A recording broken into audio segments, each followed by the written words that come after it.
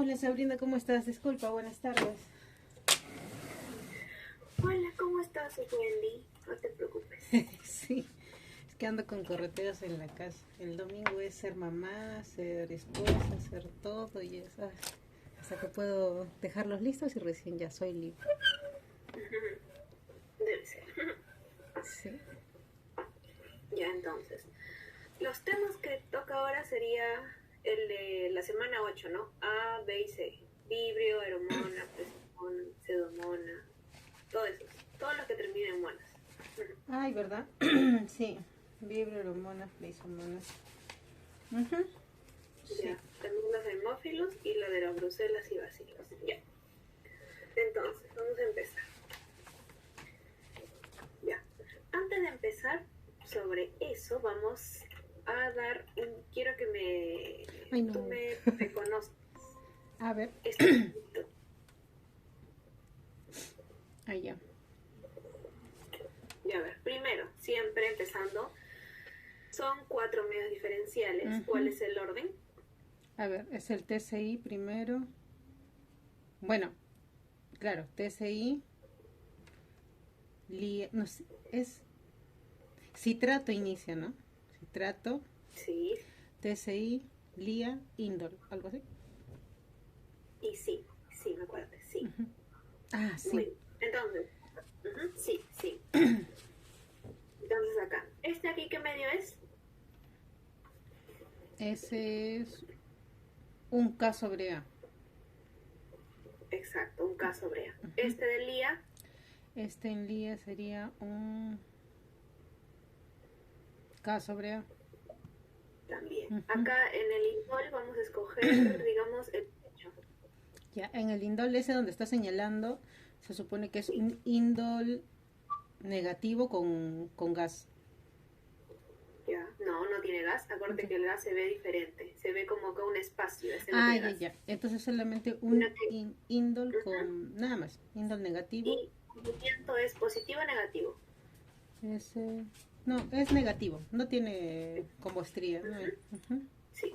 Y este sería citrato, positivo o Citrato. negativo. Colores. Ese es positivo. No, este es negativo. Negativo. Acuérdate, citrato positivo es un azul, ese Azul. intenso, Ah, ya, brillante ya. que te dije. Positivo, azul. Sí, tengo una confusión con eso, pero ya. Citrato, Ya, entonces positivo, azul. Verde, negativo. ya, aquí. El citrato es, Ese es negativo. ya, este, ¿qué medio es? Ese. Un indol. Ya, un sí, muy bien. Indol, positivo o negativo. No, ese es negativo. Ya. Movimiento, No, no, bueno, no se puede ver el movimiento ahí. exacto, muy bien, no se puede ver. Este es un lía. ¿Cuál sería su fórmula?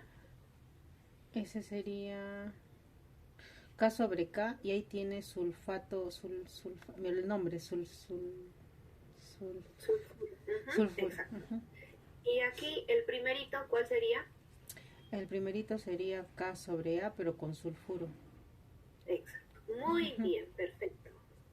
Qué orgullosa me siento. Ya, ya. Ahora vamos a ir de frente. A ver, preguntas así que ya hemos estado viendo. ¿Cuáles son las especies de bacterias que producen esporas? Solo son 2. Ah, son las... Esporas.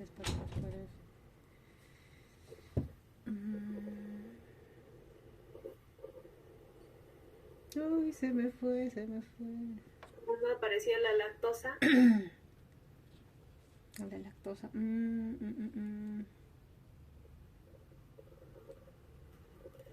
Es un bacilo. Lactobacilos. Exacto. ¿Y Lactobacilos. el otro? Que tiene poco de fósforo. El clos. Clostridium. Exacto, el clostridium que tiene forma de fosforito. A ver, ¿qué pasa si yo una muestra la hago mis estrías en un agar sangre y un agar McConkey? Si crece solo en el agar sangre, ¿qué bacteria es? ¿Un coco o un bacilo? Si solo crece en sangre. Sí, solo crece en sangre. Uh -huh. Un coco. Exacto. ¿Y si solo y si crecen los dos? Si crecen los dos, sería un bacilo. Coco bacilo. Exacto. Coco bacilo, no. Sería un bacilo. Acuérdate que en el McConkey solamente crecen las bacterias que se encargan de fermentar carbohidratos. Entre ellos solamente son los bacilos. Ya. Ya, a ver, el estafilo, ¿qué forma tiene? Estafilo. Estafilo. Como un racimo de uvas. ¿Y el estrepto? Es como una serpiente, de bolitas juntas una tras de otra. Como una cadena. Como una cadena. Y hablamos en cuanto, por ejemplo, a las especies de estafilo. ¿Cuál es la más común que da en infecciones del tracto urinario? Ah, ya, esos son los saprofíticos. Exacto, saprofíticos. ¿El epidermidis, cuál es su hábitat? El epidermidis. El epidermidis. Su propio nombre lo dice. En la piel. En la piel. ¿Y el aureus? El aureus es un oportunista. Se supone que... Muy bien. Ya, perfecto. A ver, ¿qué más podemos seguir repasando? Dame un momento.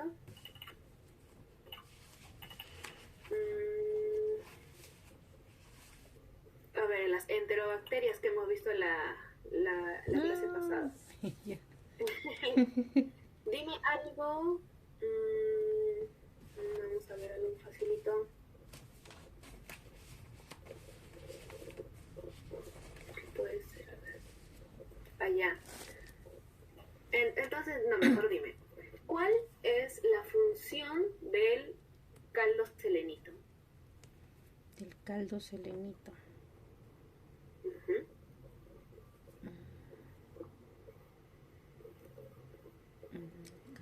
¿Es un medio líquido o es sólido? No, es líquido el caldo selenito, sí. ¿Para qué muestras es? Puedo poner ahí sangre, puedo poner orina, heces o cualquier otro fluido. ¿O es específico para un medio? Para una muestra, perdón. No, es específica para muestras. No puede ir cualquier muestra. Ya, ¿para cuál? ¿Orina o heces?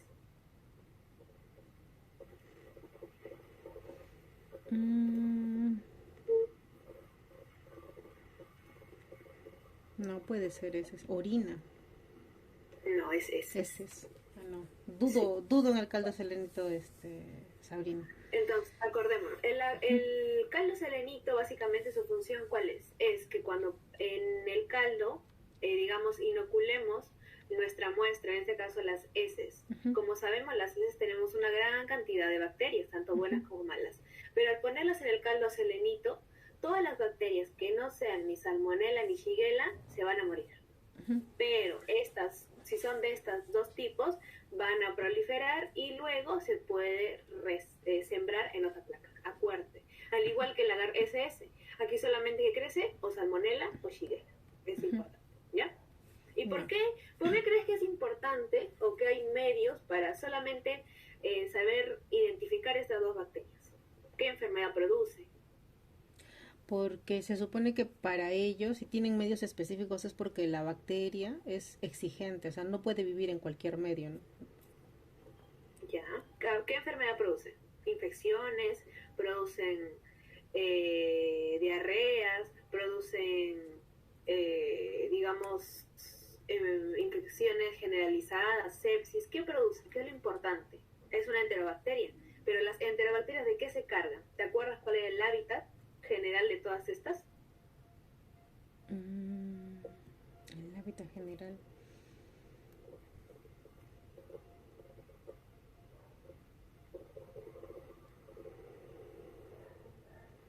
¿Son anaerobias? Ya. Estas bacterias, las enterobacterias, son del aparato digestivo, gastrointestinal. Por ello, salmonella y shigella, básicamente, ¿qué es lo que nos causan? Son las infecciones del tracto gastrointestinal. Por ello, ¿qué causan? Las diarreas. ¿Te acuerdas cuando hablamos de los tipos de coli? La enterorrágica, la enterogregativa, ya, por eso la importancia. Muy bien. Entonces, ahora vamos a pasar de frente a nuestros temas de estudio de ahora.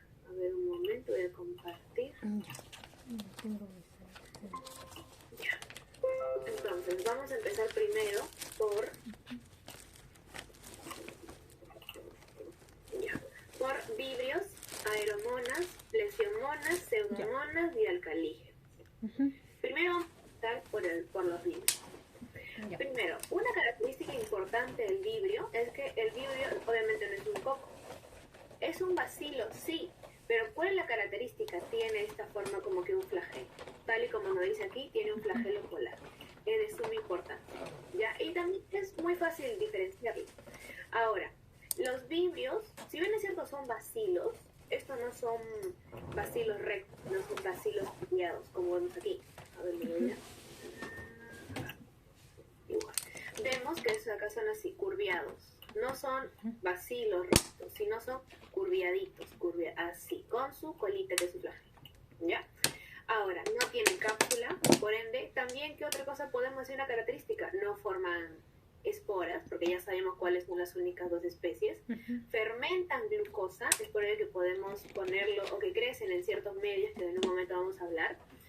No fermenta lactosa, pero sí glucosa, eso es importante. Y soporta bien medios alcalinos y concentraciones salinas. Eso es importante, ¿por qué? Porque hay ciertas bacterias que hemos visto que crecen, digamos, en manitol salado, que básicamente es un medio con harta sal, o con cloruro de sodio, pero que otros no crecen. Básicamente es lo importante. Entonces, ¿cuáles son las especies? Tres principales. La Cholerae, que produce la cólera, el Parhemolyticus y el Bunificus. Aquí vemos básicamente la enfermedad que produce y su hábitat. En la enfermedad que produce, bueno, lo que ya sabemos que es la cólera, que sabemos que produce, es una enfermedad que produce diarrea, que produce vómitos, etc. El Parhemolyticus también es una diarrea, pero más que todo es una diarrea marina. ¿A qué se refiere? A que el hábitat de esta bacteria se van a encontrar en animales marinos, ¿ya? Animales marinos, al igual que el anterior, animales marinos. El Bunificus también es, digamos, una enfermedad, pero no va a producir tanto una diarrea, sino produce otros síntomas, como fiebre, escalofríos, enrojecimiento, ampollas, que en un momento lo vamos a ver que son bien marcadas, entre otros. ¿Y cuál es lo característico? En todas dice costa marinas, animales marinos, ostras y marisco. Es la importancia, ¿ya? Algo importante. ¿Cuál es el hábitat principal de las bacterias del vibrio? Especies marinas, especies marinas. Siguiente. Aquí, entonces, si empezamos por cada uno de ellos, ya, ¿es un bacilo? Sí, es un gram negativo. Tiene forma de coma, es anaerobio, tiene una temperatura de crecimiento que vemos tiene de un alto riesgo, de un alto rango, desde temperaturas, podemos decir, un poco bajas hasta temperaturas realmente calientes. Es lo que produce ya la cólera y son las dos cepas principales, que es la clásica y la tor. Ahora, sabemos que el Vibrio cholerae produjo, ¿no?, una pandemia, que fue hace años acá también en el Perú. Pero ahora, si hablamos desde un punto de vista de bacterias, ¿cuál es la patogenicidad? Es una leve diarrea, pero ¿cuál es lo característico a otras diarreas? Por ejemplo, viene un paciente y ¿qué es lo que vemos en la historia clínica? Tiene diarrea. Pero la diarrea que produce el Vibrio cholerae es una diarrea de agua de arroz, es una diarrea, es literal, es pura agüita, pero es blanca. Las diarreas que producen la E. coli, la Shigella, salmonella, es una diarrea pues ya del color característico, ¿no? Marrón, o café claro, o castaño. Entonces, esto de aquí puede provocar una enfermedad grave. Pero ¿cuál es la característica, digamos, que lo diferencia con las diarreas que producen la Shigella y la salmonella? Es que es una diarrea fulminante. Es tanta, digamos, la forma que ataca esta bacteria a nuestro sistema gastrointestinal que produce una diarrea muy rápida y que incluso puede provocar la muerte en pocas horas, porque como ataca nuestras los vellitos, ¿no? Los vellitos, que son los que se encargan de absorber todos los nutrientes, como los ataca, es lo que producen esta diarrea. Tiene un periodo de incubación de hasta 5 días. ¿Y cuál es lo importante? Se produce esta enfermedad por la toxina colérica. Por la toxina colérica, que es lo que produce la deshidratación. Acuérdate que cuando te hablé de que cuando hablamos de bacterias y que producen, por ejemplo, una intoxicación o alguna cierto síntoma en nuestro cuerpo, puede ser o porque lo está provocando la toxina que produce la bacteria, o lo puede provocar netamente la bacteria.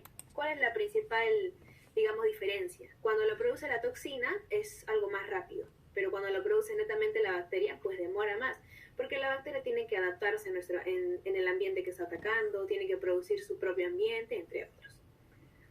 Ahora, ¿Cuáles son los signos y síntomas? Bueno, los cólicos, también hay membranas y mucosas secas, piel seca, sed excesiva, vómitos. Pero ¿cuál es lo más importante? Eso de acá, una diarrea acuosa que empieza súbitamente y tiene olor a pescado. Y que estas deposiciones o diarreas son blanquecinas como las de agua de arroz. Perfectamente es eso, tal y como te acabo de explicar. Si hablamos de la siguiente, que es el Vibrio parahemolyticus, ese acá es lo mismo, es un bacilo gram negativo, tiene forma de coma, es móvil, pero ¿cuál es la característica? Produce una gastroenteritis aguda, se transmite por ingestión de agua y comida contaminada. Aquí tenemos una incubación que es mucho más rápida, la anterior acuérdate que tenía un periodo de incubación de hasta 5 días, también produce náuseas y vómitos, dolor abdominal, fiebre, diarrea, pero en este caso es acuosa a sanguinolenta, ¿ves? Vemos las diferencias. Vibrio cholerae, que produce una diarrea de agua de arroz o una deposición de agua de arroz. Este vibrio parahemolyticus que produce una diarrea acuosa a sanguinolenta. En el caso del pulnificus es lo mismo, causa una enteritis, pero aquí hay algo agregado. No solamente va a atacar el sistema gastrointestinal, también puede atacar la piel y puede atacar una bacteriemia. ¿Qué quiere decir? Que hay bacterias libres en nuestra sangre. Cuando habla de lesiones en la piel, es exactamente eso lo que produce, son unas ampollas, que básicamente, como lo dice acá, es una dermatitis ampollosa, que a veces se confunde con pénfigo. O sea, el pénfigo es, podemos decir, esas zonas que son rojizas, que también tienen como cierta inflamación, pero hay que recordar que aquí es distinta. Esto no es una zona rojiza, no es una zona caliente, básicamente son ampollas. Y como lo dice acá, es una infección del corriente sanguíneo, como vimos que puede producir una bacteriemia. Y ahora, ¿y por qué es que produce estas ampollas? Lo importante aquí es que esta especie del Vulnificus produce una bacteriemia. ¿Qué quiere decir? Que la bacteria va a migrar del aparato gastrointestinal, va a migrar hacia la sangre. Y como sabemos que la sangre llega a cualquier parte de nuestro cuerpo, es por ello que se produce esta dermatitis ampollosa. Básicamente es el porqué de estas ampollas. Aquí básicamente en este cuadro vemos cuál es su característica bioquímica, pero aquí para el diagnóstico en nuestra área es muy importante este agar, el agar TCBS, que es de este color verdecito. Ahora, aquí tenemos dos opciones de que crezca. Primero, vemos que nuestro medio es verde, ¿verdad? Pero, ¿qué es lo que vemos? ¿Cuál es la característica principal? El color de las colonias. Si las colonias son de este color amarillo, automáticamente es cholerae. Pero si vemos que son de este color simplemente verde, no ha cambiado nada del medio, es el parahemolyticus. Es una forma importante de poder diagnosticarles y es algo muy fácil, ¿ya? Hay que acordar. Ahora, ya terminamos ese. ¿Tienes alguna pregunta para pasar al siguiente? Sí. En el Vulnificus me decías que migraba de la piel al torrente sanguíneo, ¿cierto? No, migra del aparato gastrointestinal o del intestino, migra a la sangre y de la sangre se va a la piel. Intestinal. A la sangre, sí, de la sangre a la piel. Ya. Ya, continuamos entonces. Ahora vamos a pasar a las aeromonas. ¿Qué dice? Son bacilos gram negativos y lo importante cuál es, son parecidas a las enterobacterias como vemos aquí. También son así, son bacilos, son gram negativos y son muy parecidos estructuralmente a las enterobacterias. Es por ello volvemos a recalcar la importancia de que en nuestro examen del gram no podemos simplemente observar una bacteria y diagnosticarla porque se parecen en sus formas. ¿Qué más nos dice? Crece en un medio de cloruro de sodio al 3%, puede ser un manitol salado, pero solo el 3%. Y hay 16 especies, de las cuales 11 son patógenos. Ahora, aquí hay, de acuerdo a la temperatura, que es psicrófilo o mesófilo. En el caso de los peces, son psicrófilos, pero a nosotros no nos importa eso, sino nos importan los mesófilos móviles, que son patógenos para nosotros. Tenemos aquí la hidrofila, la caviae, la veroni y la handaei. ¿Cuál es la patogenia? ¿Qué es lo que puede producir? Gastroenteritis, produce una infección de heridas porque puede ser oportunista, celulitis y las septicemias. Ahora, la gastroenteritis, ¿qué es? Puede producirse tanto en niños como en adultos, eso es importante. Y aquí los síntomas son parecidos a la shigella. Dolor abdominal, vómitos, náuseas, deshidratación, boca seca o mucosas secas. También hay infección en heridas, principalmente nosocomiales. Acordémonos que a nosotros como inmunocompetentes no hay poca probabilidad de que si esta bacteria nos ataca nos cree un daño, porque pues nuestro sistema inmune es apto. Más que todo son infecciones cutáneas, pueden ser punciones o lesiones penetrantes. Luego tenemos la celulitis, que son laceraciones o abrasiones, que se pueden producir en procedimientos invasivos. Pero acordémonos que este de acá, como puede digamos, atacar tanto a los peces, como vimos anteriormente en los cicrófilos, también es una forma de entrada en los deportes acuáticos, porque estos peces pueden contagiar a los humanos en este medio ambiente acuático y luego pues es la forma, ¿no? Básicamente cómo se contagia. Y luego tenemos las septicemias, que es una sepsis en la sangre. Inmunocomprometidos, lactantes menores de 2 años y mionecrosis por traumatismo. Ahora, ¿cuál es la característica del laboratorio que nos importa? La oxidasa positivo, la catalasa positivo. Como tiene un flagelo polar que no se ve, pero que lo tiene, es móvil. También fermenta la glucosa, es indol positivo, entonces básicamente ya sabemos qué nos puede marcar en los medios diferenciales. Tiene una temperatura de 22 a 28. Esa acá es importante, crece en un agar sangre con ampicilina. Sabemos que el agar sangre convencional que tenemos nosotros solamente es un agar sangre, pero hay otros que se les puede agregar ciertos medicamentos o ciertos factores para que crezcan estos, digamos, bacterias especiales. Y, ¿qué más? Ya, eso sería en cuanto a las aeromonas. ¿Tienes alguna duda aquí? No, está bien. No, ya. Ahora, si pasamos a las plesiomonas, este de aquí es, digamos, muy raro de encontrar porque es oportunista. Y este de acá solamente tiene una especie, que es la Shigeloides. Ahora, ¿cuál es lo importante? Es cómo nos contagiamos por mariscos contaminados o alimentos no lavados. Son vulnerables en pacientes inmunosuprimidos. ¿Y hay brotes reportados por qué? Por el consumo de ostras. Entonces, básicamente estamos viendo en estas tres tipos de bacterias que hemos visto de cuál es su forma de contagio: consumir algo contaminado por la bacteria netamente o consumir algo no lavado. Ya hemos visto que aquí los animales marinos son una gran fuente de infección por estas bacterias, como nos dicen las plesiomonas. Ahora, ¿cuál es la patología?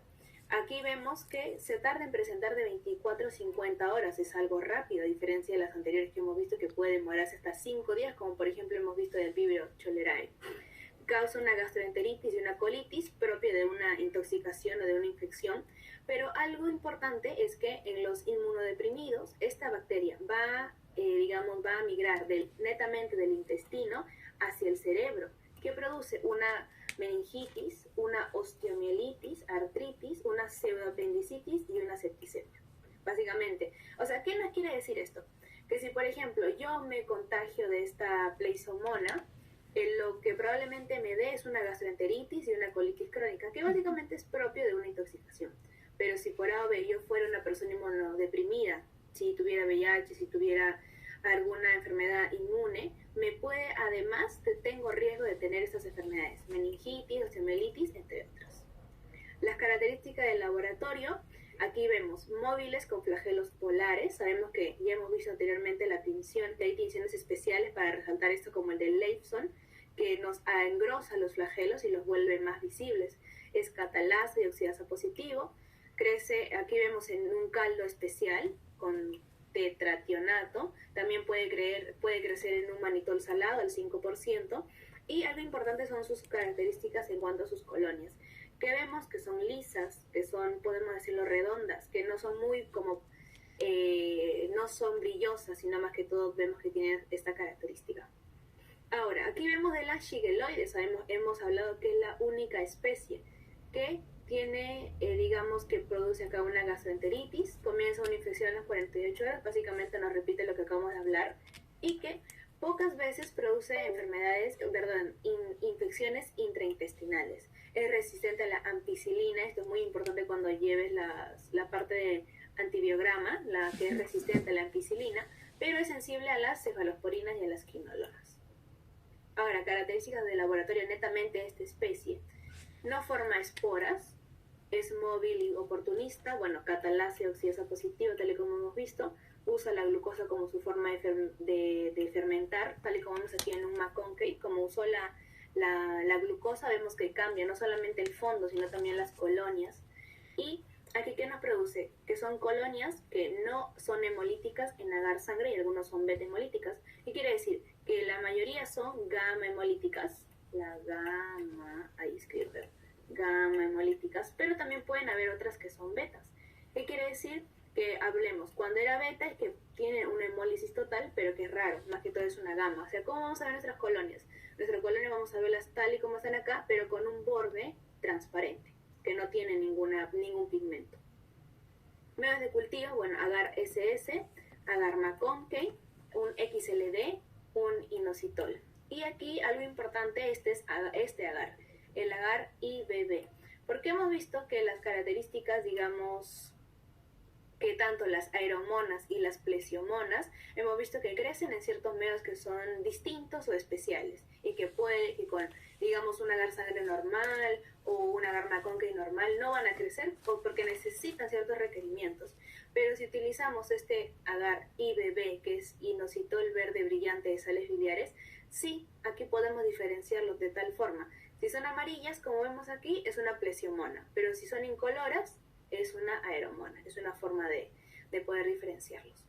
Entonces, aquí básicamente nos dice una plesiomona. Vemos en un test gram, son gram negativos, que son un poco curviados y son pequeños. En fresco, aunque nosotros no vemos mucho en fresco, vemos que es oxidasa catalasa positivo, la prueba del hilo, que es cuando tienes acá tu agar, agarras, acá tienes tu colonia, agarras tu asa que ya está estéril, lo presionas y como que haces contacto y cuando lo vas subiendo despacito forma ese hilo, como un hilo, no sé, como con la saliva o con algo, ¿no? Así esa es la prueba del hilo. Luego el TSI, acá nos dice que es ácido amarillo con inclinación de ácido amarillo en un extremo. ¿Qué quiere decir? Que sería un A sobre A, una A sobre A, pero no produce el gas. Una lisina descarboxilasa, ¿qué quiere decir? Que en el TSI va a ser un K sobre K, porque quiere decir que sí está descarboxilando la lisina. Y una fermentación del inositol, también es positivo. Aquí básicamente nos dice lo mismo y luego tenemos a las pseudomonas. ¿Tienes alguna duda en cuanto a la aeromona? Perdón, la plesiomona. Me parece que no. Pero cuando explicaste del TSI, que es A sobre A y solamente es en... ¿Cómo dijiste que no era en... es A sobre A? No te escucho. Ay, creo que tu micro está apagado. Ay, discúlpame, yo hablando y nada. Lo siento. No. Creo que está bien. Dije, hablaste acerca del TSI, que era A sobre A y no produce gas, ¿no es cierto? Eso era una característica. Claro, ahí dice no produce gas. Ya, sí. No, creo que sí está bien. Positivo. Ahora vamos a pasar a las pseudomonas. Las pseudomonas es una de las bacterias más peligrosas y todavía sí es una pseudomona resistente, es muy peligrosa en el ámbito hospitalario y que lamentablemente cobra muchas vidas. ¿Por qué? Debido a esta resistencia a grandes o a varios antibióticos que son de importancia. Porque en una infección por una pseudomona ya no vamos a utilizar antibióticos de primer nivel, por así decirlo, sino que tenemos que usar antibióticos que son más efectivos, cefalosporinas de tercera y cuarta generación, quinolonas, entre otras. Pero ¿cuál es la característica? La pseudomona tiene la característica de, digamos, captar una gran resistencia rápidamente a otras bacterias. Entonces, ¿qué es? Un bacilo gram negativo, pero es oportunista. Su hábitat natural, podemos decirlo, son los hospitales. Son flagelos móviles, están encapsulados, ligeramente curvados. ¿Cuál también es su característica? Digamos, sus factores de virulencia, su temperatura. Digamos que puede soportar temperaturas bajas, realmente bajas de 2 grados hasta 42. Por ello que puede vivir en distintos, por ello que vive en todos los continentes, tanto los cálidos como los fríos. Si hablamos netamente del proceso de identificación de nosotros, ¿cuál es lo importante? Son los pigmentos. Como produce ciertos pigmentos verdes y azules, es por ello que podemos identificarlos. En nuestro agar sangre, por ejemplo, a veces crecen las pseudomonas y pueden tener un pigmento medio verde, más que todo verde. Entonces es una gran característica. Y otra forma también es el olor. No deberíamos olerlos, pero huele como a plástico nuevo o a zapatilla nueva o a veces esas pelotas que son de plástico nuevas, tiene un olor frutado. Ah, y eso es algo importante. Oxidan carbohidratos, pero no los fermentan. Entonces, ¿qué nos quiere decir esto? Que si nosotros los sembramos en los medios diferenciales, no vamos a tener resultados, porque estos oxidan carbohidratos, no fermentan. Y nosotros lo que queremos es que fermenten. Por ejemplo, en el maconte, ¿por qué las colonias cambian de color? Porque fermentan la lactosa. De igual forma en el TCI, ¿por qué? Porque fermentan cierto carbohidrato. Por ello aquí no se utilizan mucho los medios diferenciales. Eso es lo más importante, los pigmentos. Por lo general, el pigmento más común es este verde, que sería esa acá, la pioverdina, muy importante, que tiene un color amarillo verdoso. Pero eso no quiere decir que es el único, porque puede producir un pigmento azulado por la piocinina, puede producir un pigmento rojo por la piorubina, puede producir un pigmento marrón por la piomelanina. Y aquí básicamente vemos cuál es la característica. Si es la piorubina, bueno, ya hemos visto un color rojo que se da en medio de cultivos con compuesto de hierro, porque va a oxidar, justamente oxida este hierro. Y en la piomelanina también, en otras con a menor temperatura y también con fuentes de hierro. Pero ¿cuál es la característica principal? Tanto en la piorubina como en la piomelanina oxidan el hierro, pero ¿cuál es la característica? La temperatura. Aquí básicamente es una temperatura menor de 37, pero en la piomelanina son temperaturas mucho más bajas que en la piorubina, la importancia. Aquí las especies, tiene varias especies, pero la de más, digamos, la de más importancia es la Pseudomonas aeruginosa, que es un fluorescente, que produce estos pigmentos que son fluorescentes. Ahora, ¿cuál es su hábitat? Está distribuido en toda la naturaleza. Puede estar en el agua, puede estar en el suelo, en el aire, entre otros. Se puede desarrollar en equipos médicos, puesto a la humedad de estos, al polvo, entre otros.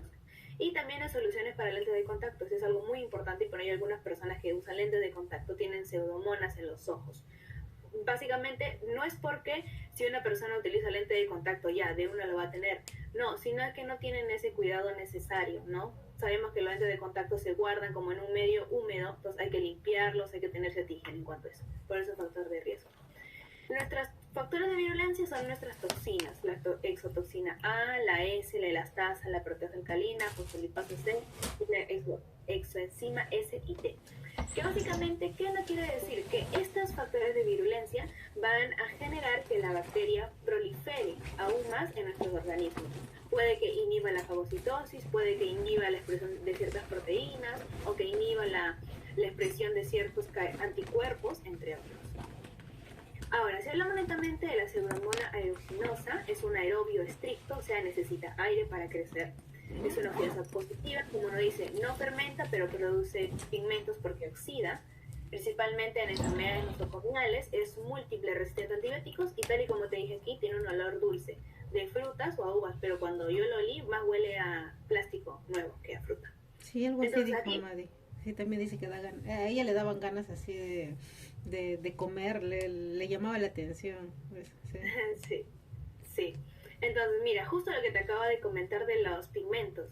Aquí vemos un agar sangre, pero vemos este pigmento que es de color plomo. Ahora, no nos vamos a confundir con el aureus. Cuando hablamos del Staphylo aureus, también produce un pigmento, pero su pigmento más que todo es un amarillento o podemos decir un dorado. Este vemos claramente no tiene nada de dorado ni amarillo, es un plomo. Pero también puede producirse un verde, como te dije, un rojo, etc. Aquí vemos en este agar que es especial, que vemos este pigmento que es medio verde o amarillo. ¿Cuáles son ahora las patologías? Como es oportunista, puede producir una gran variedad de infecciones. Infección de herida, principalmente porque es un foco abierto, foliculitis, infecciones urinarias en personas que tienen catéter, o mejor dicho, sondas, infecciones pulmonares, también sepsis, infecciones oculares, como hemos visto por los lentes de contacto, otitis invasoras, más que todo en los diabéticos, otitis leves por nadar, etc. Como vemos aquí, como infecta las heridas, tiene una gran, digamos, prevalencia o un gran chance para que pueda producir este efecto gangrenoso en las heridas o digamos un efecto como que más que todo de necrosis.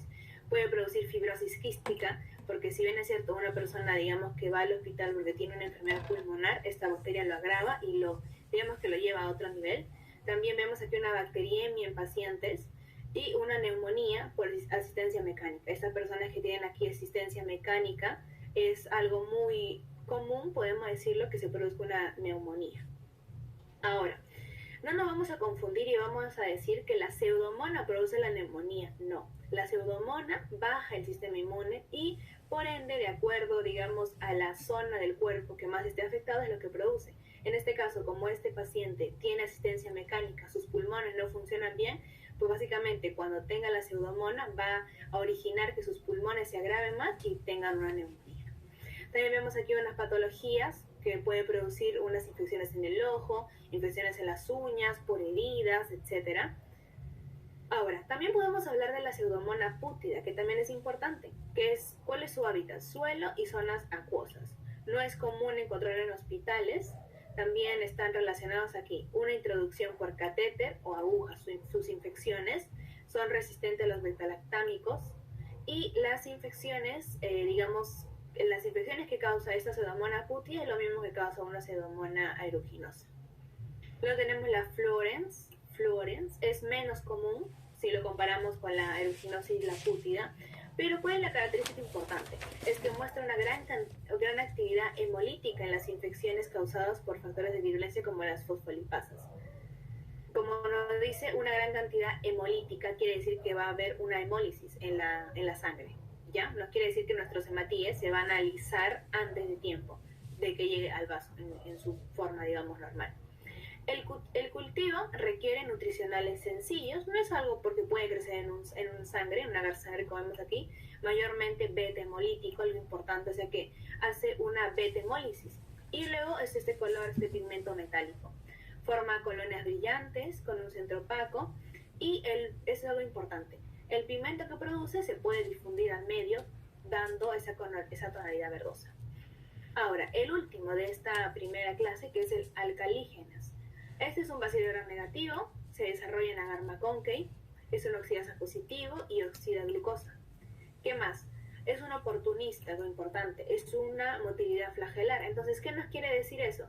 Que en el agar SIM, ¿qué vamos a observar? Vamos a observar cierto movimiento. Luego, oxidasa catalasa y citrato positivo, justo como nos dice acá, citrato, este azul brillante, es un aerobio estricto, quiere decir que necesita aire, o mejor dicho, que le gusta crecer en aire. Es una ureasa e indol negativo, por eso vemos, por ejemplo, acá en mi agar SIM, que no vemos con el reactivo, no vemos ningún color medio moradito. Tiene un olor a frutas y un color verdoso. Pero también, ¿qué nos puede ayudar? Vemos el TSI, que sería un K sobre K, ¿verdad? Ajá, sí, K sobre K. En el LIA. Ese igual, ese sería K sobre K, igual es morado todo, o lilita todo, ¿no? Exacto, es un K sobre K. Siguiente, ahora la patogenia. ¿Cuál es? Básicamente está relacionada con infecciones hospitalarias, porque nos dice un agua desionizada, ventiladores mecánicos, nebulizadores, catéteres, por ello que nos va a generar infecciones en la piel o en tejidos blandos, principalmente los tractos urinarios. Sabemos que las personas o pacientes que tienen estos catéteres o más que todo catéteres o sondas, son propensos realmente a infecciones bacterianas y se encuentran en cultivos mixtos. ¿Qué nos quiere decir? Que aquí tenemos mi agar sangre. Vemos aquí que tenemos aquí colonias amarillas, en esta parte colonias medias rosaditas, aquí como un poco más blancas. Entonces es importante reconocer cuál es la colonia, digamos, distinta, cuál es la que más resalta o la más diferente. Ya, y eso sería todo en cuanto a esta primera clase. ¿Tienes alguna duda? No.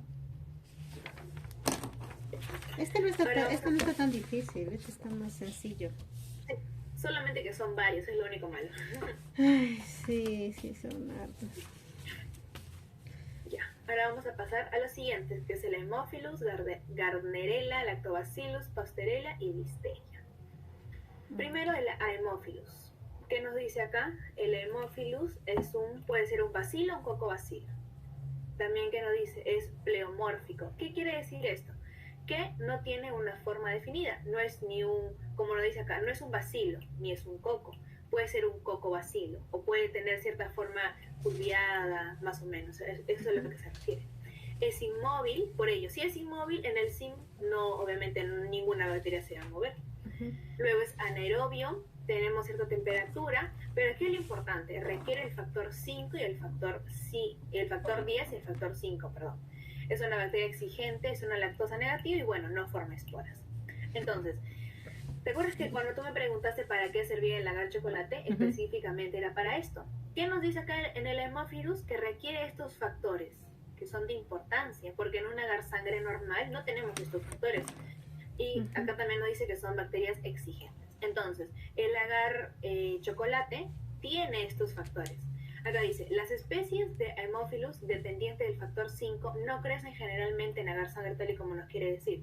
¿Por qué? Porque en el agar sangre, si bien es cierto, hemos echado hematíes, estos hematíes estaban intactos, pero en el agar chocolate hemos visto que cuando lo ponemos a cierta temperatura, estos hematíes se lisan, y es ahí donde estos factores pues salen, digamos, al medio, y donde se da este color, bueno, chocolate. Entonces aquí tenemos los de Haemophilus, principalmente tenemos el influenzae, pero también puede ser el parainfluenzae, el amolítico, entre otros. Aquí vemos, por ejemplo, algo importante, los tres principales. Si hablamos del influenzae, todo lo que tenga que ver, digamos, con la influenza, meningitis, las meninges, la otitis, la sinusitis, epiglotis, todo lo que pueda producir, digamos, una enfermedad respiratoria. Cuando hablamos de la egiptis, básicamente estamos hablando de la conjuntivitis, la parte del ojo. Y cuando hablamos del Ducreyi, es lo que produce el chancro, y en un momento vamos a diferenciarlo con otra, una ITS, que básicamente el chancro es de genitales, es una enfermedad de los genitales. Dame un momento que mi computadora se va a apagar, voy a conectar el cargador. A mí dame un minuto también, voy a traer un vasito con agua. Ya estoy.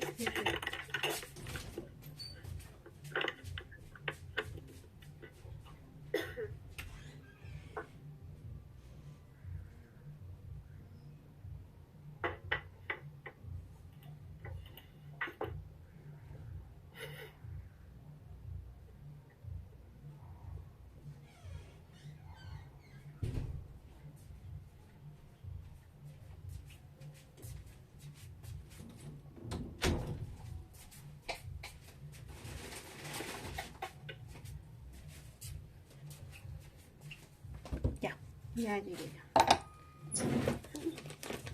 Y entonces empecemos. Vamos a hablar por el Haemophilus influenzae. Ahora, ¿te acuerdas que te dije que era, digamos, una bacteria pleomórfica? Está el libro que nos demuestra esta imagen. Puede ser un cocobacilo o en este caso un cocobacilo. Sin forma definida, sí. Puede optar varias formas. Claro, es una estructura variable, sí, que no está realmente definida. Tiene colonias pequeñas, de aspecto brillante, bueno, catalasa, indol y ureasa positivo, fermentan glucosa y acá también requiere el factor 5 y el factor 10. ¿Qué más? Ahora, sus estructuras antigénicas, pues básicamente es la cápsula, la LPS, que es una endotoxina, y unas proteasas de IgA. Ahora, ¿por qué tiene importancia las proteasas de IgA? Como este Haemophilus influenzae está relacionado con síntomas relacionados a, digamos, enfermedades respiratorias, hay que recordar que en la parte de inmunología, cuando un antígeno, en este caso que es la bacteria o un microorganismo externo, afecta a las mucosas, principalmente se van a producir inmunoglobulinas o IgG de tipo A. IgA, acuérdate. Cuando ataca las mucosas produce unas inmunoglobulinas de tipo A. En este caso es por ello la importancia dentro de sus factores de virulencia son las proteasas de IgA. No tiene ninguna explicación, por ejemplo, si esta bacteria tuviera proteasas contra las IgG, por las puras, porque las IgG no actúan en la zona de las mucosas, ¿ya? Por ello la importancia aquí de proteasa de tipo de IgA. Luego, ahora aquí tenemos dos clases de infección, las invasoras, que son las capsuladas, y las no invasoras, que son las no capsuladas. Las invasoras producen infecciones más que todo agudas y graves. Y, muy importante, población, niños menores de 5 años. Producen meningitis, infecciones respiratorias, otitis o epiglotis, más que todo cuadrante superior, podemos decir, del cuerpo, entre otras. Y en las no invasoras, como las no capsuladas, solamente que son las menos frecuentes y por ello, son las menos graves y por ello también las más frecuentes, atacan también el tracto respiratorio y también pueden afectar algunas mucosas. Ahora, las invasoras de serogrupo B, que son las que hemos acabado de explicar, son estas, que producen principalmente la meningitis. siguiente de un empiema, osteomielitis, bacteriemia, artritis, epiglotis y neumonía. Pero ¿cuál es lo importante? La meningitis. Pero también ¿cuál es lo característico? En niños menores de 5 años. Es una población importante. Luego, las muestras. ¿Cómo hemos visto que puede afectar meningitis? LCR, licoencefalorraquídeo. Hemos visto que puede producir sinusitis, hemos visto que puede producir, digamos, otitis, entre otros. Entonces, ¿qué podemos tener? Hisopado de qué? De garganta, secreciones faringias, de sangre, porque puede producir bacteriemias, secreciones enunciadas genitales, que no es muy común, pero que también puede producir hisopado de la conjuntiva, entre otros. Ahora, el diagnóstico. Si bien es cierto, podemos sembrarlo en otros agares, aquí el clave es el agar chocolate, porque como lo volvemos a repetir porque es importante, tiene el factor 10 y el agar 5, van a crecer aquí. ¿Y cómo crecen? Colonias así, que son pequeñas, que son lisas, mejor dicho, brillosas en el centro, en general brillosas, y que son blanquecinas, ¿ya? Es algo muy importante. Aquí. Ahora, aquí también tenemos la técnica de la estría del estafilococo, que es una prueba de satelicismo. ¿Qué nos quiere decir? La siembra se hace sobre una placa con un agar de sangre de oveja y se efectúa una siembra con Staphylococcus aureus a través del agar, tal y como vemos aquí, un Staphylococcus aureus. Ahora, este Staphylococcus aureus, ¿qué va a proporcionar? El factor 5. Y el hemófilus se va a desarrollar alrededor como pequeñas gotitas de rocío. Ahora, ¿cuál es lo, digamos, resumiendo? ¿Qué quiere decir? Nosotros hemos visto que el agar sangre convencional no crece. ¿Por qué? Necesita el factor 5. ¿El agar sangre tiene el factor 5? No. Entonces, ¿qué podemos hacer en caso de que no tengamos un agar chocolate? Podemos tener un agar sangre, pero de sangre de oveja. ¿Qué vamos a poner? En esta parte, no sé si ves como estas líneas, quiere decir que ya previamente se ha inoculado toda la placa en todas las direcciones, en todos los ángulos posibles, con una muestra que se sospecha que es de este Haemophilus. Entonces, una vez ya inoculada toda la placa, vamos a hacer una sola estría, tal y como vemos aquí. Agarramos nuestra asa, una sola estría gordita de un lado para otro, que es del Staphylococcus aureus. Entonces, ¿qué nos quiere decir? Este aureus, ¿qué le va a dar? Le va a dar el factor 5, que es el que necesita. Y entonces aquí va a crecer este hemófilus. No va a crecer netamente como colonias porque no tiene un ambiente, digamos, donde está totalmente el factor 5. Pero sí va a crecer, pero como nos dice aquí, en gotas de rocío. Ya es la importancia. Ahora aquí, puede crecer un agar sangre, pero de Cashman y disco de bacitracina. También si hablamos en cuanto a su epidemiología, como es básicamente una enfermedad respiratoria, por vías respiratorias, las gotitas al estornudar o al toser. Luego se previenen como con las vacunas del hemófilus B, porque sabemos. Ahora, ¿por qué decimos que en esta, de todas las vacunas, de todas las bacterias que hemos visto, por qué decimos que en esta hay vacuna? ¿Por qué? Porque se puede producir la hemófilus de tipo invasora que afecta a los niños menores de 5 años que produce la meningitis. Y sabemos que la meningitis en niños menores de 5 años, digamos que es de un diagnóstico catastrófico, podemos decirlo. Por eso tiene su vacuna. Y justamente lo que te acabo de decir, la vacuna de la hemófilus influenza de tipo B reduce la incidencia de meningitis en niños en más del 95%, por ello la importancia. Ahora, si hablamos del parainfluenzae, que esto es más común, pero en la orofaringe, o sea, básicamente la zona de la faringe, pero que está relacionado con la boca, que puede producir otitis, conjuntivitis, abscesos dentales, neumonía, empiema, septicemia, entre otros. Ahora, si hablamos del siguiente, que es el Ducregui que habíamos visto que producía el chancro, que produce ciertas enfermedades, no enfermedades, sino ciertas lesiones en el área genital. Dice, es difícil de cultivar porque incluso tiene muchos complejos nutricionales más complejos que los anteriores. Luego requiere aquí el factor 10, pero no del factor 5.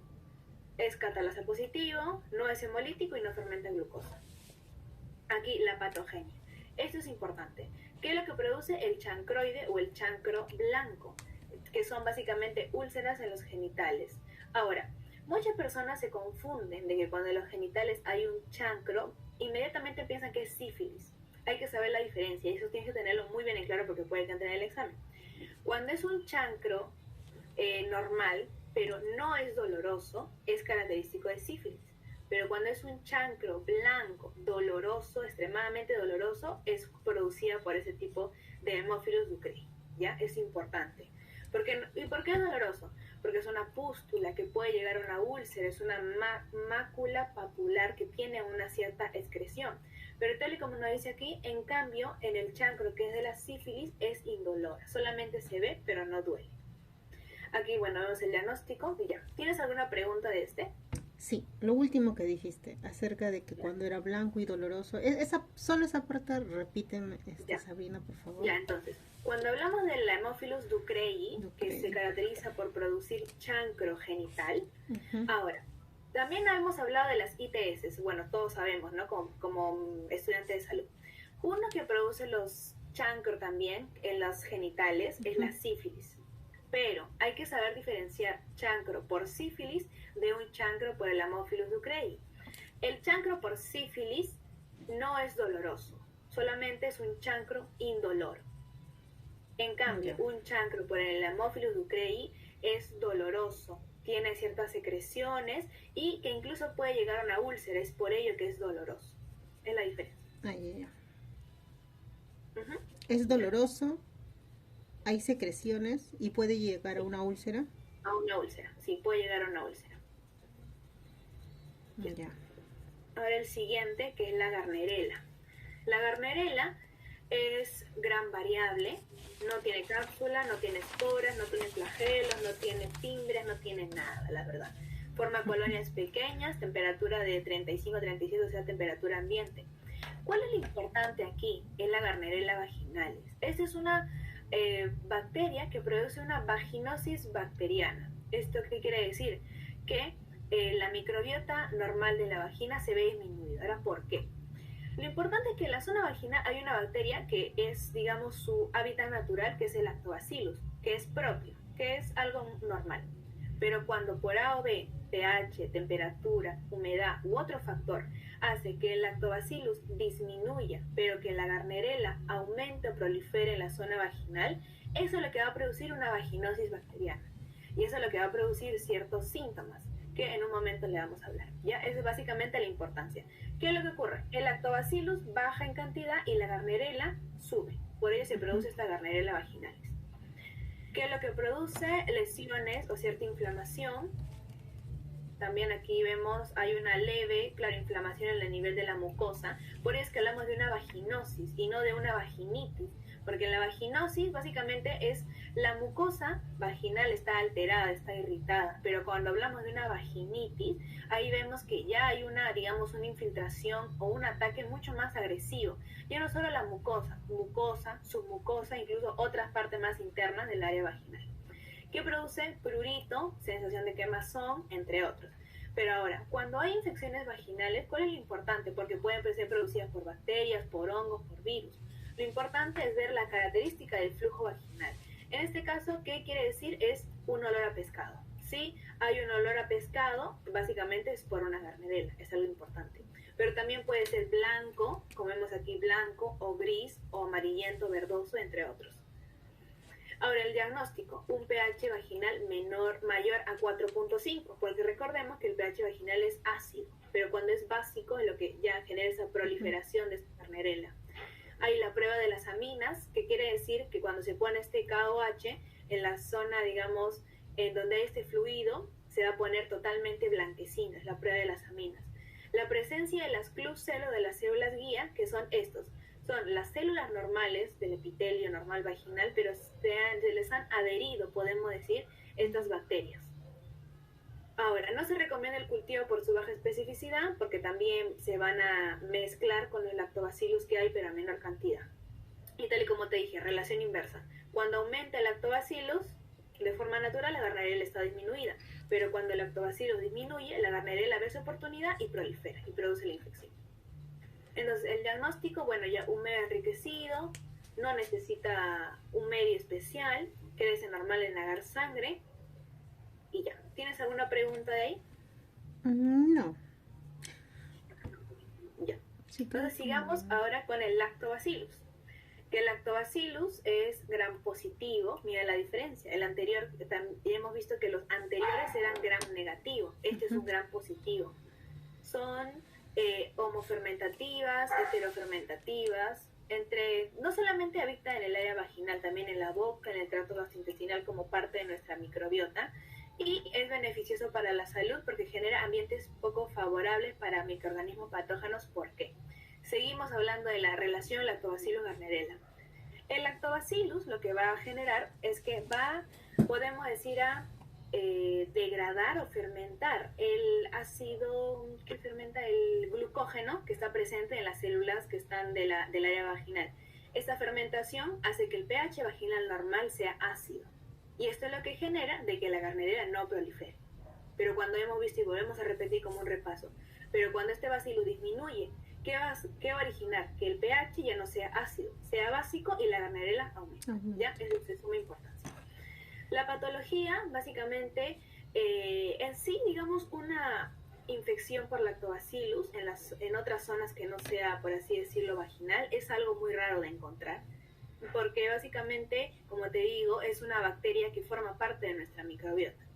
Crece en agar chocolate y en agar sangre, es catalasa negativos, y acá eso es lo que produce el ácido láctico, que es lo que le da ese pH ácido a la zona vaginal. Exactamente, eso es lo que vemos los bacilos de Döderlein. Estos bacilos de Döderlein son los lactobacillus, que justamente aquí dice todo lo que te acabo de explicar, que genera este ácido láctico, que lo que hace es que se dé un pH ácido. Luego, sigamos. ¿Tienes aquí alguna duda?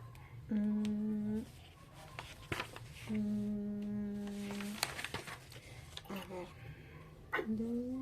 Ya. Cuando me decías que en la relación que tenía el lactobacilo con la Gardnerella, se supone que el lactobacilo subía